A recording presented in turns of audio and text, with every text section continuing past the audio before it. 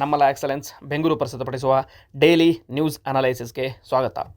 So 11th August 2026 ಬರುವಂಥ important ಆರ್ಟಿಕಲ್ಸನ್ನು discuss ಮಾಡೋಣ. ಸೊ ಮೊದಲ article is related to Indian vulture Gyps indicus rescue conservation Ramadevara sanctuary. So ನ್ಯೂಸಲ್ಲಿ ಯಾಕಿದೆ ಅಂತಂದರೆ, ರೀಸೆಂಟಾಗಿ ರಾಮದೇವರ ಬೆಟ್ಟ ಸ್ಯಾಂಕ್ಚುರಿಯಲ್ಲಿ ಒಂದು ಯಂಗ್ ಇಂಡಿಯನ್ ವಲ್ಚರನ್ನು ಬ್ರೀಡ್ ಮಾಡಿ ಬೆಳೆಸಿ ಇವಾಗ ಅದನ್ನು ವೈಲ್ಡ್ ಲೈಫ್ಗೆ ರಿಲೀಸ್ ಮಾಡಿದ್ದಾರೆ. ಹಾಗಾಗಿ ನ್ಯೂಸಲ್ಲಿದೆ. ಸೊ ಇದಕ್ಕಿಂತ ಮುಂಚೆ 4 days ಬ್ಯಾಕ್ ನಾನು ಆಲ್ರೆಡಿ ಇದನ್ನು ಡಿಸ್ಕಸ್ ಮಾಡಿದ್ದೆ. ಆವಾಗ ಒಂದು ಕ್ವಶನ್ ಕೂಡ ಕೇಳಿದ್ದೆ. ಏನು ಕ್ವಶನ್ ಕೇಳಿದ್ದೆ ಅಂದರೆ, ನಮ್ಮ ಇಂಡಿಯಾದಲ್ಲಿರುವಂಥ ಏಕೈಕ ವಲ್ಚರ್ ಕನ್ಸರ್ವೇಷನ್ ಸ್ಯಾಂಕ್ಚುರಿ ಯಾವುದಂತ ಕೇಳಿದ್ದೆ. ನಿಮಗೆ ಕಮೆಂಟ್ ಬಾಕ್ಸಲ್ಲಿ ಆನ್ಸರ್ ಮಾಡಿ ಅಂತ. ಇವಾಗ ನಿಮಗೆ ಆನ್ಸರಲ್ಲಿ ಸಿಗುತ್ತೆ ನೋಡಿ. ಸೊ ಇದರ ಕಾಮನ್ ನೇಮ್ ಏನಪ್ಪ ಅಂತಂದರೆ, Indian or long billed vulture ಅಂತ ಕರೀತಾರೆ, ಫ್ಯಾಮಿಲಿ ಆಸಿಪಿಟ್ರಿಡಿ ಅಂತ ಕರೀತಾರೆ, ಲಾರ್ಜ್ ಸ್ಕ್ಯಾವೆಂಜರ್ ಬರ್ಡ್. ರೋಲ್ ಏನಪ್ಪ ಅಂತಂದರೆ, ಅನಿಮಲ್ ಕಾರ್ಕಸಸ್ ಜೊತೆ ಮೇಲೆ ಫೀಡ್ ಮಾಡ್ತಾ ಎಕೋಸಿಸ್ಟಮ್ ಹೈಜನ್ನು ಮೇಂಟೈನ್ ಮಾಡುತ್ತೆ. ಡಿಸ್ಟ್ರಿಬ್ಯೂಷನ್ ಇಂಡಿಯನ್ ಸಬ್ ಕಾಂಟಿನೆಂಟಲ್ಲಿ ಎಸ್ಪೆಷಲಿ ಇಂಡಿಯಾ, ಪಾಕಿಸ್ತಾನ, ನೇಪಾಳ ಕಂಡು ಬರುತ್ತೆ. IUCN ಸ್ಟೇಟಸ್ ನೋಡಿ, critically endangered. So major threat ಏನಂದರೆ, ರೀಸೆಂಟಾಗಿ ಕೂಡ ಹೇಳಿದ್ದೆ, ವೆಟರ್ನರಿ ಡ್ರಗ್ ಡೈಕ್ಲೋಫಿನಾಕ್ ಅಂತ ಒಂದು ಡ್ರಗ್ ಇದೆ, ಅದರಿಂದ ಇದಕ್ಕೆ ಥ್ರೆಟ್ ಇದೆ. ಯಾಕಂದರೆ ಇದನ್ನು ಲೈವ್ ಸ್ಟಾಕಲ್ಲಿ ಯೂಸ್ ಮಾಡ್ತಾರೆ. ಒನ್ಸ್ ಕ್ಯಾಟಲ್ ಡೆತ್ ಆಯ್ತಂದರೆ ವಲ್ಚರ್ ಅದರ ಮೇಲೆ ಫೀಡ್ ಮಾಡುತ್ತೆ. ವಲ್ಚರ್ ಫೀಡ್ ಮಾಡೋದ್ರಿಂದ ವಲ್ಚರ್ ಒಳಗಡೆ ಡೈಕ್ಲೋಫಿನಾಕ್ ಟಾಕ್ಸಿಸಿಟಿ ಜಾಸ್ತಿ ಆಗ್ತಾ ಹೋಗುತ್ತೆ. ಇದರಿಂದ ಕಿಡ್ನಿ ಫೇಲ್ಯೂರ್ ಆಗುತ್ತೆ. ಕಿಡ್ನಿ ಫೇಲ್ಯೂರ್ ಆಗ್ತಾ ಮಾಸ್ ವಲ್ಚರ್ ಡೈ ಆಫ್ ಆಗುತ್ತೆ. ಸೊ ಹಾಗಾಗಿ ಥ್ರೆಟ್ ಇರೋದಕ್ಕೋಸ್ಕರ ಡೈಕ್ಲೋಫಿನಾಕನ್ನು ಬ್ಯಾನ್ ಮಾಡಿದ್ದಾರೆ. ಬಟ್ ಇಂಡಿಯಾದಲ್ಲಿ ಬ್ಯಾನ್ ಮಾಡಿದ್ದಾರೆ, but it is still used in ಪಾಕಿಸ್ತಾನದಲ್ಲಿ ಯೂಸ್ ಮಾಡ್ತಾ ಇದ್ದಾರೆ. ನೆಕ್ಸ್ಟ್ ಕನ್ಸರ್ವೇಷನ್ ಆ್ಯಕ್ಷನ್ ಏನಿದೆ, ವೆಟರ್ನರಿ ಡೈಕ್ಲೋಫಿನಾಕ್ ಮೇಲೆ ಬ್ಯಾನ್ ಮಾಡಿದ್ವಿ. Safe alternative drugs such as ಮೆಲಾಕ್ಸಿಕ್ಯಾಮ್ ಬಗ್ಗೆ ಫೋಕಸ್ ಮಾಡ್ತಾ ಇದ್ದೀವಿ. ನೆಸ್ಟಿಂಗ್ ಮತ್ತು ರೂಟಿಂಗ್ ಸೈಟ್ಸ್ಗೆ ಹ್ಯಾಬಿಟೇಟ್ ಪ್ರೊಟೆಕ್ಷನ್ ಕೊಡ್ತಾ ಇದ್ದೀವಿ. ರೆಸ್ಕ್ಯೂ ಟ್ರೀಟ್ಮೆಂಟ್ ರಿಹ್ಯಾಬಿಲಿಟೇಷನ್ ನಡೀತಾ ಇದೆ. ಪಾಪ್ಯುಲೇಷನ್ ಮಾನಿಟರಿಂಗ್ ನಡೀತಾ ಇದೆ. Captive breeding and release program ನಡೀತಾ ಇದೆ. ಫಾರ್ ಎಕ್ಸಾಂಪಲ್ ಕ್ಯಾಪ್ಟಿವ್ ಬ್ರೀಡಿಂಗಿಗೆ ನಮ್ಮ ರಾಮದೇವರ ಬೆಟ್ಟ ಒಂದು ಎಕ್ಸಾಂಪಲ್ ಆಯ್ತಂದರೆ, ಜೊತೆಗೆ ಜಟಾಯು ಬ್ರೀಡಿಂಗ್ ಸೆಂಟರ್ ಅಂತ ಕೂಡ ಇದೆ ಹರಿಯಾಣದಲ್ಲಿ. ಬಿರ್ ಶಿಕಾಗರ್ ಹರಿಯಾಣದಲ್ಲಿ ಜಟಾಯು ಬ್ರೀಡಿಂಗ್ ಸೆಂಟರ್ ಅಂತ ಕೂಡ ಇದೆ. ಜೊತೆಗೆ ವಲ್ಚರ್ ಸೇಫ್ ಝೋನ್ಸ್ ಅಂತ ಕ್ರಿಯೇಟ್ ಮಾಡಿದ್ದಾರೆ. ಏನು ವಲ್ಚರ್ ಸೇಫ್ ಝೋನ್ ಅಂತಂದರೆ, ಅಲ್ಲಿ ಕ್ಯಾಪ್ಟಿವ್ ಬ್ರೀಡಿಂಗ್ ಮಾಡಿ ಆಮೇಲೆ ರಿಲೀಸ್ ಮಾಡ್ತಾರೆ. ಓಕೆ, ಸೊ ಇದೆಲ್ಲ ಕನ್ಸರ್ವೇಷನ್ ಆ್ಯಕ್ಷನ್ ತೊಗೋತಾ ಇರೋದು. Okay, so recent issue rescue ಏನಪ್ಪ ಅಂತಂದರೆ, ಹೇಳಿದ್ನಲ್ಲ ಆಲ್ರೆಡಿ, 10th June 2026 ಅದನ್ನು ರೆಸ್ಕ್ಯೂ ಮಾಡಿ ರಾಮನಗರದ ರೆಸ್ಕ್ಯೂ ಮಾಡಿದ್ರು ಬೈ ಪೀಪಲ್ ಫಾರ್ ಅನಿಮಲ್ಸ್ ಮತ್ತು ವೈಲ್ಡ್ ಲೈಫ್ ಹಾಸ್ಪಿಟಲ್ ಮತ್ತು ಕರ್ನಾಟಕ ಫಾರೆಸ್ಟ್ ಡಿಪಾರ್ಟ್ಮೆಂಟ್ ಅವರು ರೆಸ್ಕ್ಯೂ ಮಾಡಿದ್ರು. ಅದಕ್ಕೆ ಟ್ರೀಟ್ಮೆಂಟ್ ಮಾಡಿ ಇವಾಗ 2 ತಿಂಗಳು ರಿಹ್ಯಾಬಿಲಿಟೇಷನ್ ಮಾಡಿ ಇವಾಗ ರಿಲೀಸ್ ಮಾಡಿದ್ದಾರೆ. ಅಷ್ಟೇ ನ್ಯೂಸಲ್ಲಿರೋದು. ಸೊ ರಾಮದೇವರ ಬೆಟ್ಟ ಯಾವುದಕ್ಕೆ ಇಂಪಾರ್ಟೆಂಟ್ ಅಪ್ಪ ಅಂತಂದರೆ, ರಾಮದೇವರ ಬೆಟ್ಟ ಎಲ್ಲಿದೆ ಅಂತಂದರೆ, ಇಟ್ ಈಸ್ ಹಿಲ್ ರೇಂಜಲ್ಲಿ ಬರುತ್ತೆ, ರಾಮನಗರ ಡಿಸ್ಟಿಕಲ್ಲಿ, ಕರ್ನಾಟಕದಲ್ಲಿ. It is a vulture sanctuary, Karnataka forest department declare ಮಾಡಿದ್ದಾರೆ. ಸೊ ಹ್ಯಾಬಿಟೇಟ್ ಯಾವ ಥರ ಅಂದರೆ, it is a rocky hill, cliffs ಇದೆ, ಸ್ಕ್ರಬ್ ಫಾರೆಸ್ಟ್ ಜಾಸ್ತಿ ಕಂಡು ಬರುತ್ತೆ. ಆಮೇಲೆ ಜಿಪ್ಸ್ ವಲ್ಚರ್ ಮೇಲೆ ಜಾಸ್ತಿ ಫೋಕಸ್ ಮಾಡ್ತಾರೆ. ಅದೇ ಇವಾಗ ನೋಡ್ತಿರುವಂಥ ಇಂಡಿಯನ್ ವಲ್ಚರ್ ಮೇಲೆ ಫೋಕಸ್ ಮಾಡ್ತಾರೆ. It is one of Karnataka's key vulture habitats. ಇದು ಯಾವುದಕ್ಕೆ ಕಂಟ್ರಿಬ್ಯೂಟ್ ಮಾಡುತ್ತೆ, ಕನ್ಸರ್ವೇಷನ್ ಆಗಲಿ, ಮಾನಿಟರಿಂಗ್ ಆಗಲಿ, ರಿಸರ್ಚ್, ರೆಸ್ಕ್ಯೂ, ರಿಹ್ಯಾಬಿಲಿಟೇಷನ್ ಎಲ್ಲದಕ್ಕೂ ಕೂಡ ಹೆಲ್ಪ್ ಮಾಡುತ್ತೆ. ಓಕೆ, ಸೊ ಇದು ಫಸ್ಟ್ ಆರ್ಟಿಕಲಲ್ಲಿ ಬರುವಂಥ ಇಂಪಾರ್ಟೆಂಟ್ ಕಂಟೆಂಟ್. ಸೆಕೆಂಡ್ ಆರ್ಟಿಕಲ್ ಯಾವುದಪ್ಪ ಅಂತಂದರೆ, it is related to Kurdistan, Syria. So context ಏನಪ್ಪ ಅಂತಂದರೆ, ರೀಸೆಂಟಾಗಿ first group of Syrian Kurds almost 2500 ಪೀಪಲನ್ನು ವಾಪಸ್ ರಾಸಲ್ ಐನ್ ಅಂತ ಅಂದರೆ ಸೆರಿಕಾನಿ ಅಂತ ಒಂದು ಪ್ಲೇಸ್ ಇದೆ ಅಲ್ಲಿ ನಾರ್ತ್ ಈಸ್ಟರ್ನ್ ಸಿರಿಯಾದಲ್ಲಿ, ಅಲ್ಲಿಗೆ ಅವ್ರನ್ನ ರೀಪ್ಲೇಸ್ ಮಾಡಿದ್ದಾರೆ. ಮುಂಚೆ ಡಿಸ್ಪ್ಲೇಸ್ ಆಗಿದ್ದರು ಬಿಕಾಸ್ ಆಫ್ ವೇರಿಯಸ್ ರೀಸನ್ಸಿಂದ. ಇವಾಗ ಅವ್ರನ್ನ ರೀಹ್ಯಾಬಿಲಿಟೇಟ್ ಮಾಡಿದ್ದಾರೆ ಅದೇ ರೀಜನ್ಗೆ.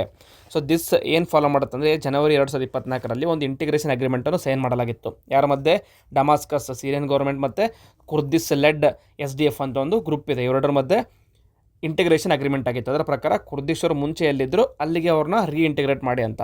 ಸೊ ಇದರಲ್ಲಿ merging Kurdish fort into one state and ensuring return of the displace people, ಯಾರ್ಯಾರು ಡಿಸ್ಪ್ಲೇಸ್ ಆಗಿರ್ತಾರೆ ಅವ್ರನ್ನ ರಿಟರ್ನ್ ಮಾಡೋದಕ್ಕೆ ಇಂಟಿಗ್ರೇಷನ್ ಅಗ್ರಿಮೆಂಟಲ್ಲಿ ಒಪ್ಪಂದ ಮಾಡಲಾಗಿತ್ತು. ರಾಸಲ್ ಏನಪ್ಪ, ಇದೊಂದು ರಾಸಲ ಅನ್ನೋದು ಒಂದು ಸಿಟಿ. ಇದನ್ನು 2019 ಟರ್ಕೀಸ್ ಆಪರೇಷನ್ ಪೀಸ್ ಸ್ಪ್ರಿಂಗಲ್ಲಿ ಕ್ಯಾಪ್ಚರ್ ಮಾಡಲಾಗಿತ್ತು.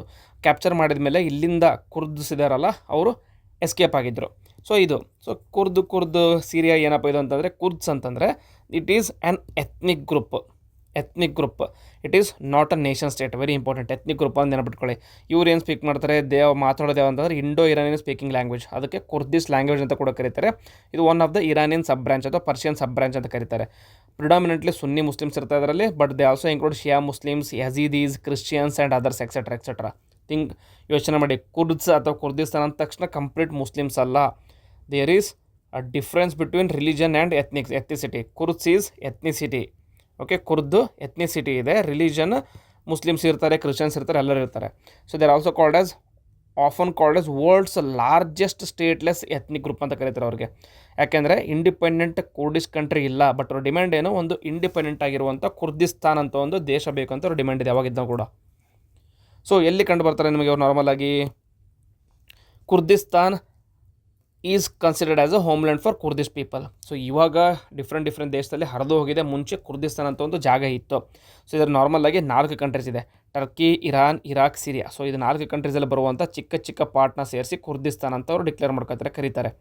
Okay, so it is a geographical cultural region and not an international recognised country. So international ಲೆವೆಲಲ್ಲಿ ರಿಕಗ್ನೈಸ್ ಮಾಡಿಲ್ಲ. ನೆಕ್ಸ್ಟ್, ಕುರ್ದ್ಸ್ ಯಾಕೆ ಅವ್ರದ್ದಾದ ಕಂಟ್ರಿ ಇಲ್ಲ ಅಂತಂದರೆ, ಆಫ್ಟರ್ ವರ್ಲ್ಡ್ ವಾರ್ ಒನ್ ಆದಮೇಲೆ ಆಟೋಮನ್ ಎಂಪೈರ್ ಕೊಲ್ಯಾಪ್ಸ್ ಆಯಿತು.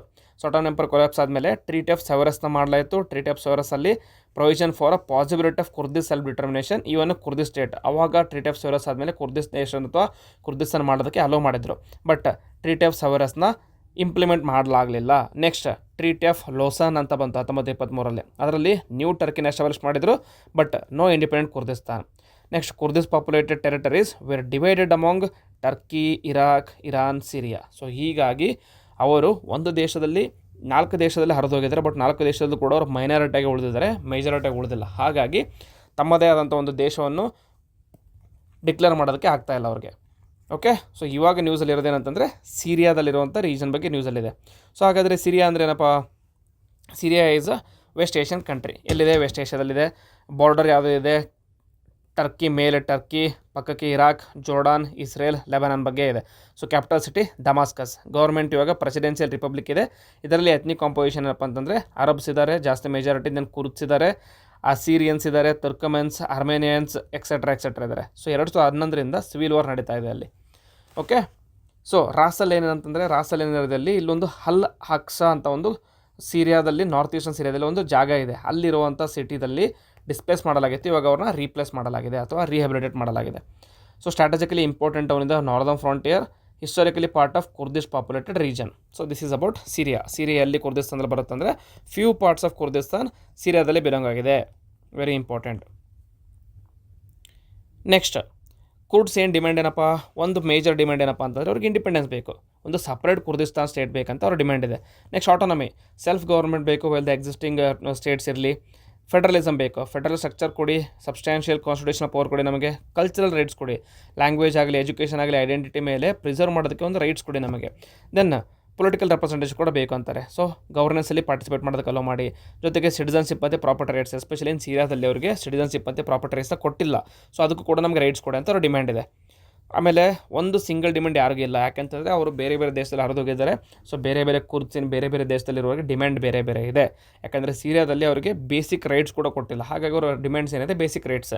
ಟರ್ಕಿದಲ್ಲಿ ಬೇಸಿಕ್ಸ್ ಎಲ್ಲ ರೈಟ್ ಕೊಟ್ಟಿದ್ದಾರೆ, ಬಟ್ ಅಲ್ಲಿ ಡಿಮ್ಯಾಂಡ್ ಏನೋ ಒಂದು ಸಪ್ರೇಟ್ ಇಂಡಿಪೆಂಡೆಂಟ್ ಕಂಟ್ರಿ ಬೇಕು ಅಂತ. ಸೊ ಮೇಜರ್ 4 ರೀಜನ್ಸ್ ಆಗಲೇ ಹೇಳಿದಂಗೆ 4 ಕಂಟ್ರೀಸಲ್ಲಿ ಫಸ್ಟ್ ಇಂಪಾರ್ಟೆಂಟಲ್ಲಿ ಟರ್ಕೀಸಲ್ಲಿ ಬರುತ್ತೆ. ಸೌತ್ ಈಸ್ಟರ್ನ್ ಮತ್ತು ಈಸ್ಟರ್ನ್ ಟರ್ಕೀಸಲ್ಲಿ ಇದೆ. ಲಾರ್ಜೆಸ್ಟ್ ಕುರ್ದಿಶ್ ಪಾಪ್ಯುಲೇಷನ್ ಇದೆ. PKK ಇನ್ಸರ್ಜೆನ್ಸಿ ಅಂತ ಒಂದು ಗ್ರೂಪ್ ಇದೆ. ಅವರು ಯಾವಾಗ 1984ರಿಂದ ಕುರ್ದಿಸ್ತಾನ್ ಸ್ಟೇಟ್ ಬೇಕಂತ ಹೊಡೆದಾಡ್ತಿದ್ದಾರೆ. ಇರಾಕಲ್ಲಿ Kurdistan region northern ಇರಾಕಲ್ಲಿದೆ.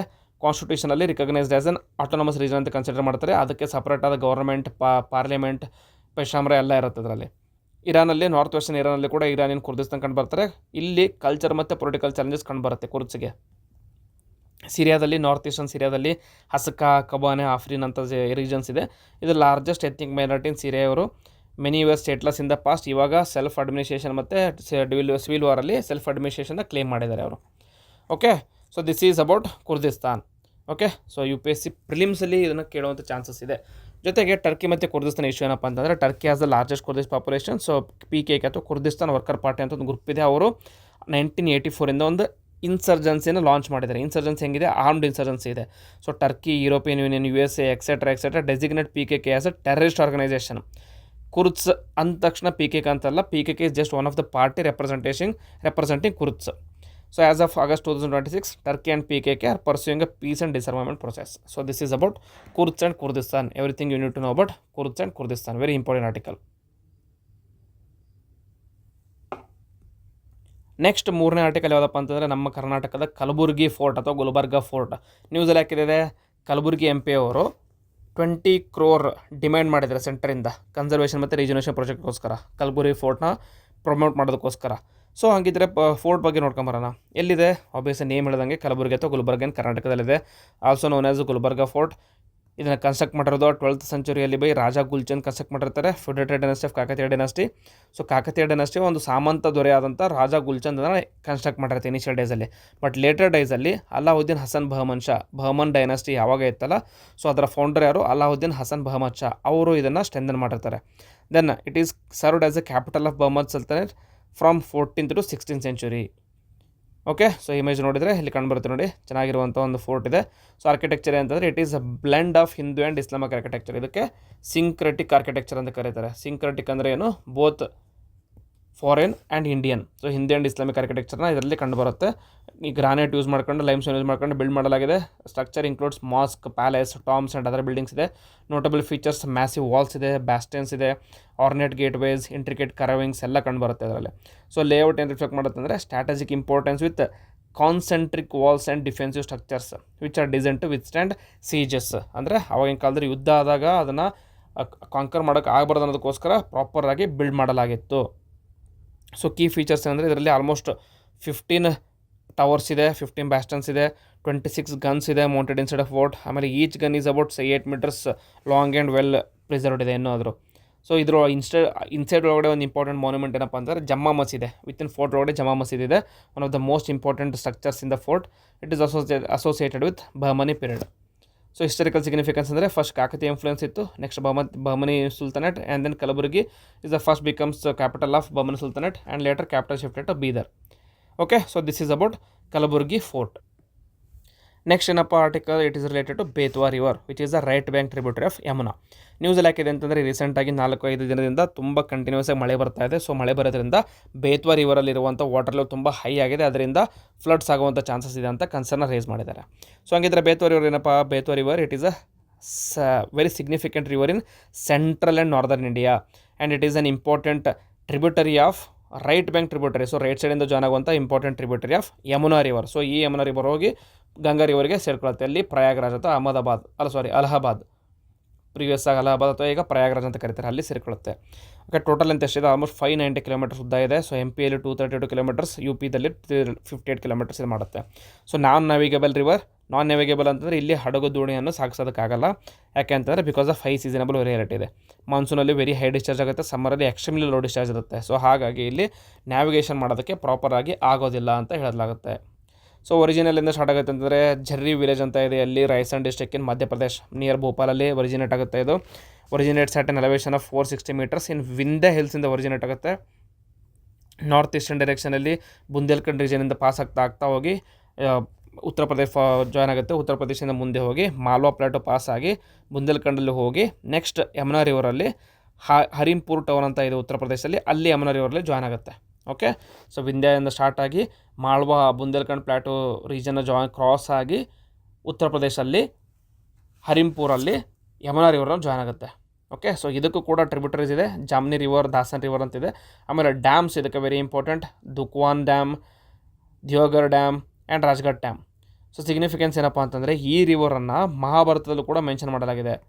Okay, it supported Chedi kingdom whose capital is Suktimati stood on its bank. It is also part of Ken Betwa river link project. So Ken ಮತ್ತು ಬೇತ್ವಾ ಅಂತ 2 ರಿವರ್ಸ್ ಮಧ್ಯಪ್ರದೇಶಲ್ಲಿ ಫ್ಲೋ ಆಗುತ್ತೆ. ಸೊ ಕೆನ್ ಮತ್ತು ಬೇತ್ವಾ ಎರಡೂ ಕೂಡ ಹೋಗಿ ಯಮುನಾ ರಿವರ್ಗೆ ಜಾಯ್ನ್ ಆಗುತ್ತೆ. So Ken surplus river, Betwa deficit river. So ಕೆನ್ನಿಂದ ಬೇತ್ವಾಗೆ ನೀರನ್ನ ಟ್ರಾನ್ಸ್ಫರ್ ಮಾಡೋದಕ್ಕೋಸ್ಕರ ಮಾಡಿರುವಂಥ ಒಂದು ಪ್ರಾಜೆಕ್ಟ್ ಇದು. ಹಾಗೆ ಕಮೆಂಟ್ ಬಾಕ್ಸಲ್ಲಿ ಏನು ತಿಳಿಸ್ತಾರೆ ಅಂತಂದರೆ ನಮ್ಮ ಸೌತ್ ಇಂಡಿಯಾದಲ್ಲಿ ಇದೇ ರೀತಿಯಾದ ಒಂದು ರಿವರ್ ಇಂಟರ್ಲಿಂಕಿಂಗ್ ಪ್ರಾಜೆಕ್ಟ್ ನಡೀತಾ ಇದೆ. ಅದು ಯಾವ ಮೇಜರ್ ನದಿಗಳ ಮಧ್ಯೆ ನಡೀತಿದೆ ಅಂತ ಕಮೆಂಟ್ ಬಾಕ್ಸಲ್ಲಿ ಹಾಕಿ. Next Ken Betwa link project ಬಗ್ಗೆ ಮಾಡಿದರೆ Ken transfer of surplus river to water to Betwa river. ಯಾಕೆಂದರೆ ಬೇತ್ವಾದಲ್ಲಿ ಆಗಲಿ ಹೇಳ್ದಂಗೆ ಸಮ್ಮರಲ್ಲಿ ಎಕ್ಸ್ಟ್ರೀಮ್ಲಿ ಲೋ ಡಿಸ್ಚಾರ್ಜ್ ಇರುತ್ತೆ, ಬಟ್ ಕೆನ್ನಲ್ಲಿ ಕಂಟಿನ್ಯೂಸ್ ಡಿಸ್ಚಾರ್ಜ್ ಇರುತ್ತೆ. ಹಾಗಾಗಿ ಬೇತ್ವಾಗೆ ಡಿಸ್ಚಾರ್ಜ್ ಮಾಡಿ ಇರಿಗೇಷನ್, ಡ್ರಿಂಕಿಂಗ್ ವಾಟರ್ ಮತ್ತು ಡ್ರಾಟ್ ಮಿಟಿಗೇಷನ್ ಮಾಡೋದಕ್ಕೋಸ್ಕರ ಮಾಡಿರುವಂಥ ಪ್ರಾಜೆಕ್ಟ್ ಇದು. Involves Madhya Pradesh and Uttar Pradesh government ಎರಡೂ ಇರುತ್ತೆ. ಮೇನ್ ಕಾಂಪೊನೆಂಟ್ ಏನಪ್ಪ ಅಂತಂದರೆ ಧುವಂದನ್ ಡ್ಯಾಮ್ ಅಂತ ಇರುತ್ತೆ. ಆ ಡ್ಯಾಮಿಂದ ಆಗೋದು. Estimated cost almost 44,000 crore rupees ಇದೆ. Central support is given by 39,317 crore rupees. Okay, so ಅದಕ್ಕೋಸ್ಕರ ಒಂದು ಸ್ಪೆಷಲ್ ಪರ್ಪಸ್ ವೆಹಿಕಲ್ನು ಕೂಡ ಮಾಡಲಾಗಿದೆ, Ken Betwa link project authority ಅಂತ. ನೆಕ್ಸ್ಟ್ ಇಂಪಾರ್ಟೆಂಟ್ ಪ್ಲೇಸಸ್ ಏನಪ್ಪ ಅಂತಂದರೆ Orchha. So Orchha is a historic town on the banks of Betwa river, ಎಲ್ಲಿ Tikamgarh district in Madhya Pradesh. It is famous for Bundel architecture, palaces, temples, cenotaph etcetera etcetera. Okay, so ಇದು Betwa river project ಬಗ್ಗೆ. Next article ಯಾವುದಪ್ಪ ಅಂತಂದರೆ it is related to tribunals reforms bill 2026. ಏನಪ್ಪ ನ್ಯೂಸಲ್ಲಿರೋದು, ರೀಸೆಂಟಾಗಿ ಲೋಕಸಭಾದಲ್ಲಿ tribunal reforms ಬಿಲ್ನ ಪಾಸ್ ಮಾಡಲಾಗಿದೆ 11 ಆಗಸ್ಟ್ ರಂದು. ಸೊ ಇದೇನು ಮಾಡುತ್ತೆ, ಇಟ್ ಪ್ರಪೋಸಸ್ ನ್ಯಾಷನಲ್ ಟ್ರಿಬ್ಯುನಲ್ಸ್ ಕಮಿಷನ್ನ ಪ್ರಪೋಸ್ ಮಾಡುತ್ತೆ. ಯಾವುದಕ್ಕೆ? To oversee the appointments of chairpersons and members to different tribunals. Once enact ಮಾಡಿದ ಮೇಲೆ it will reform or repeal tribunals reforms act of 2021. Okay, so need ಯಾಕೆ ಬೇಕಾಗಿತ್ತು? ರೀಸೆಂಟಾಗಿ ಸುಪ್ರೀಂ ಕೋರ್ಟ್ ಏನು ಮಾಡುತ್ತೆ ಅಂದರೆ 2021 ಬಂದಂಥ ಟ್ರಿಬ್ಯುನಲ್ ರಿಫಾರ್ಮ್ಸ್ ಆ್ಯಕ್ಟಲ್ಲಿರುವಂಥ ಇಂಪಾರ್ಟೆಂಟ್ ಪ್ರೊವಿಷನ್ಸ್ನ ಸ್ಟಕ್ ಡೌನ್ ಮಾಡಿತ್ತು. ಯಾಕೆಂದರೆ ಇದು ವೈಲೇಟ್ ಮಾಡುತ್ತೆ ಇಂಡಿಪೆಂಡೆನ್ಸ್ ಆಫ್ ಜುಡಿಷಿಯರಿ ಅಂತ ಹೇಳಿ. So held that some provisions violated separation of powers and also judicial independence ಅಂತ ಹೇಳ್ತು. It directed the government to establish an independent national tribunals commission within 4 months ಅಂತ ಹೇಳಿತ್ತು. ಆಸ್ ಅ ರಿಸಲ್ಟ್ ಇವಾಗ establish ಮಾಡ್ತಾ ಇದ್ದಾರೆ. To ensure transparent, uniform and merit based appointments and oversight ಒಂದು commission ಬೇಕಾಗಿತ್ತು. ಅದೇ ಕಮಿಷನ್ ನ್ಯಾಷನಲ್ ಟ್ರಿಬ್ಯುನಲ್ಸ್ ಕಮಿಷನ್. ಅದನ್ನು implement ಮಾಡೋದಕ್ಕೋಸ್ಕರ ಬರ್ತಿರುವಂಥ ಬಿಲ್ಲೇ tribunals reforms bill 2026. Next national tribunals commission composition ಯಾವ ಥರ ಇರುತ್ತಪ್ಪ ಅಂತಂದರೆ ಇದರಲ್ಲಿ ಚೇರ್ಪರ್ಸನ್ ಇರ್ತಾರೆ ಆ್ಯಂಡ್ ಟೋಟಲ್ 4 ಮೆಂಬರ್ಸ್ ಇರ್ತಾರೆ. 2 judicial members, 2 technical members. So total 1 chairperson plus 4 members, 2 judicial members and 2 technical members. Headquarters ಎಲ್ಲ ಇರುತ್ತೆ, ನ್ಯೂ ದೆಲ್ಲಿ ಇರುತ್ತೆ. ಎಲಿಜಿಬಿಲಿಟಿ ಏನಂತಂದರೆ chairperson retired supreme court judge ಆಗಿರ್ಬೋದು ಅಥವಾ retired chief justice of a high court ಇರ್ಬೋದು. Judicial members ಯಾರು ಅಂತಂದರೆ must have been a chief justice or at least a judge of a high court. Technical members ಯಾರಪ್ಪ ಅಂತಂದರೆ at least 25 years of experience in the field such as public administration, finance, law, accountability, banking, management, technology etcetera. So ಅವರನ್ನು ಇದರಲ್ಲಿ technical members ಅಂತ add ಮಾಡ್ಕೊತಾರೆ. So ಇದನ್ನು appointment ಯಾರು ಮಾಡ್ತಾರೆ? It is appointed by the central government but in consultation with chief justice of India. So both judiciary and executive ಇದರಲ್ಲಿ involve ಆಗಿರ್ತಾರೆ ಅಪಾಯಿಂಟ್ಮೆಂಟಲ್ಲಿ. Okay, so functions of ಇದು ನ್ಯಾಷನಲ್ ಟ್ರಿಬ್ಯುನಲ್ಸ್ ಕಮಿಷನ್ ಏನಪ್ಪ ಅಂತಂದರೆ, ಒಂದು recommend and overseas selection and appointment of chairpersons and members of different tribunals and it will also form common ಸ್ಟ್ಯಾಂಡರ್ಡ್ಸ್ನ form ಮಾಡುತ್ತೆ. ಯಾವುದಕ್ಕೆ? Qualification ಯಾವ ಥರ ಇರಬೇಕು, ಅಪಾಯಿಂಟ್ಮೆಂಟ್ ಯಾವ ಥರ ಇರಬೇಕು, ಟೆನ್ಯೂರ್ ಮತ್ತು ಸರ್ವಿಸ್ ಕಂಡೀಷನ್ಸು ತೋರಿಸೋದಕ್ಕೋಸ್ಕರ ಒಂದು ಕಾಮನ್ ಸ್ಟ್ಯಾಂಡರ್ಡ್ಸು ಕೂಡ ಫಾರ್ಮ್ ಮಾಡುತ್ತೆ. ಜೊತೆಗೆ ಅಡ್ಮಿನಿಸ್ಟ್ರೇಷನ್ ಆಫ್ ದ ಟ್ರಿಬ್ಯುನಲ್ಸ್ನ ನೋಡ್ಕೊಳ್ಳುತ್ತೆ. ಪರ್ಫಾರ್ಮೆನ್ಸ್ ಆಫ್ ದ ಟ್ರಿಬ್ಯುನಲ್ಸ್ನ ರೆಗ್ಯುಲರ್ ಇಂಟರ್ವಲ್ಸಲ್ಲಿ ರಿವ್ಯೂ ಮಾಡ್ತಾ ಇರುತ್ತೆ. ಕಂಪ್ಲೇಂಟ್ಸ್ ಏನಾದರೂ ಬಂದಿತ್ತು ಮೆಂಬರ್ಸ್ ಮೇಲೆ ಇತ್ತಂದರೆ ಅದನ್ನು ನೋಡ್ಕೊಳ್ಳೋದು NTC ಮಾಡುತ್ತೆ. ನ್ಯಾಷನಲ್ ಟ್ರಿಬ್ಯುನಲ್ಸ್ ಡಾಟಾ ಗ್ರಿಡ್ನ ಮೇಂಟೈನ್ ಮಾಡುತ್ತೆ. Efficiency, transparency, accountability and independence ಟ್ರಿಬ್ಯುನಲ್ನ ಪ್ರಮೋಟ್ ಮಾಡುತ್ತೆ. ಓಕೆ, ಹಾಗಿದ್ರೆ ನ್ಯಾಷನಲ್ ಟ್ರಿಬ್ಯುನಲ್ಸ್ ಡಾಟಾ ಗ್ರಿಡ್ ಅಂದರೆ ಏನು? It is a central repository of data from all the tribunals for monitoring pendency, performance, resource allocation and policy planning. So ಯಾವುದ್ಯಾವುದು tribunals ಇದೆ ಅಲ್ಲಿ ಬಂದಿರುವಂಥ ಎಲ್ಲ ಡಾಟಾನು ಒಂದು ಸೆಂಟ್ರಲ್ ಗ್ರಿಡ್ಡಲ್ಲಿ ಸ್ಟೋರ್ ಮಾಡ್ತಾರೆ. ಅದೇ national tribunals data grid. Okay, so tribunals ಯಾವುದು cover ಆಗಿದೆ ಇದರಲ್ಲಿ? ಟೋಟಲ್ 16 ಟ್ರಿಬ್ಯುನಲ್ಸ್ ಕವರ್ ಮಾಡಿದ್ರೆ plus appellate authorities. For example ಯಾವುದು? Central administration tribunal, national green tribunal, armed forces tribunal, customs excise services tax appellate tribunal, national company law appellate tribunal, debt recovery tribunal and appellate tribunals, telecom dispute settlement tribunal, income tax appellate tribunal, national consumer dispute redressal tribunal, securities appellate tribunal, industrial tribunals and other specialised tribunals. Total 16 tribunals ಇದರಲ್ಲಿ include ಮಾಡಲಾಗಿದೆ. So constitutional foundation ಪ್ರಕಾರ ಏನಪ್ಪ ಅಂತಂದರೆ 42nd amendment act 1976 ತರಲಾಯಿತು. So ಅದರ ಪ್ರಕಾರ 2 ಆರ್ಟಿಕಲ್ಸ್ನ include ಮಾಡಲಾಯಿತು. ಒಂದು ಆರ್ಟಿಕಲ್ 323A, ಒಂದು ಆರ್ಟಿಕಲ್ 323B. 323A ಏನು ಮಾಡುತ್ತೆ? ಅಡ್ಮಿನಿಸ್ಟ್ರೇಟಿವ್ ಟ್ರಿಬ್ಯುನಲ್ ಫಾರ್ಮ್ ಮಾಡೋದಕ್ಕೆ ಒಂದು ಪ್ರೊವಿಷನ್ ಕೊಡುತ್ತೆ. 323B ಏನು ಮಾಡುತ್ತೆ? ಟ್ರಿಬ್ಯುನಲ್ಸ್ನ ಮಾಡೋದು ಕೊಡುತ್ತೆ, but for matters like taxation, disputes, industrial disputes, land reforms, foreign exchange, elections, rent and tenancy ಮತ್ತು ಫುಡ್ ಸ್ಟಾಪ್ಸ್ನ ನೋಡ್ಕೊಳ್ಳೋದಕ್ಕೋಸ್ಕರ ಒಂದು ಸಪ್ರೇಟ್ ಟ್ರಿಬ್ಯುನಲ್ನ ಮಾಡೋದಕ್ಕೆ ಅಲೋ ಮಾಡುತ್ತೆ. ಆರ್ಟಿಕಲ್ಸ್ ಯಾವುದು? 323A ಮತ್ತು 323B. ಓಕೆ, ಸೊ ಇದರ ಬ್ಯಾಕ್ಗ್ರೌಂಡ್ ಇಂಪಾರ್ಟೆಂಟ್ ಏನಪ್ಪ ಅಂತಂದರೆ this is not necessary. So bigger picture. So significance ಏನಪ್ಪ ಅಂತಂದರೆ ಟ್ರಿಬ್ಯುನಲ್ಸ್ನ ಸ್ಪೀಡಿ ಜಸ್ಟಿಸ್ನ ಪ್ರೊವೈಡ್ ಮಾಡೋದಕ್ಕೋಸ್ಕರ ಕ್ರಿಯೇಟ್ ಮಾಡಿರ್ತಾರೆ. ಬಟ್ ಪ್ರಾಲಿಫರೇಷನ್, ವೇಕೆನ್ಸಿ ಮತ್ತು ಎಕ್ಸಿಕ್ಯೂಟಿವ್ ಕಂಟ್ರೋಲ್ ಇಶ್ಯೂ ಇರೋದ್ರಿಂದ ಪ್ರಾಪರಾಗಿ ವರ್ಕ್ ಮಾಡೋಕ್ಕಾಗಲ್ಲ. ಹಾಗಾಗಿ ಸುಪ್ರೀಂ ಕೋರ್ಟ್ ಇಂಟರ್ವ್ಯೂನ್ ಆಗಿ ಅವರ ಇಂಡಿಪೆಂಡೆನ್ಸ್ ಸೇಫ್ಗಾರ್ಡ್ ಮಾಡೋದಕ್ಕೋಸ್ಕರ ಒಂದು ಪ್ರೊವಿಷನ್ಸ್ ಟಕ್ ಮಾಡಿ ಹೊಸ ಒಂದು ಟ್ರಿಬ್ಯುನಲ್ ಕಮಿಷನ್ ತೊಗೊಂಬನ್ನಿ ಅಂತ ಹೇಳಿದರು. ಸೊ ಇವಾಗ ನ್ಯಾಷನಲ್ ಟ್ರಿಬ್ಯುನಲ್ ಕಮಿಷನ್ಸ್ ತೊಗೊಂಬಂದಿದ್ದಾರೆ. ಸೊ ಇದರಿಂದ ಏನಾಗ್ತಾ ಇದೆ? ಎಫಿಷಿಯನ್ಸಿ, ಇಂಡಿಪೆಂಡೆನ್ಸಿ ಮತ್ತು ಅಕೌಂಟಬಿಲಿಟಿ ಜಾಸ್ತಿ ಆಗುತ್ತೆ. So this is about today's articles. So ಯಾವುದಾದ್ರು ಒಂದು ಆರ್ಟಿಕಲ್ನ ಬಿಟ್ಟಿದ್ರೆ ಕಮೆಂಟ್ ಬಾಕ್ಸಲ್ಲಿ ಬರೀರಿ, ನೆಕ್ಸ್ಟ್ ಬರುವಂಥ ಕ್ಲಾಸಲ್ಲಿ ಕವರ್ ಮಾಡ್ತೀನಿ. ನಾನು ಕೇಳಿದಂಥ ಕ್ವಶನ್ಗೆ ಆನ್ಸರ್ನ ಮಾಡಿ ವಿಡಿಯೋದಲ್ಲಿ. ಸೊ ಇದನ್ನು ಹೇಳ್ತಾ I will end the video. Jai Hind, Jai Karnataka.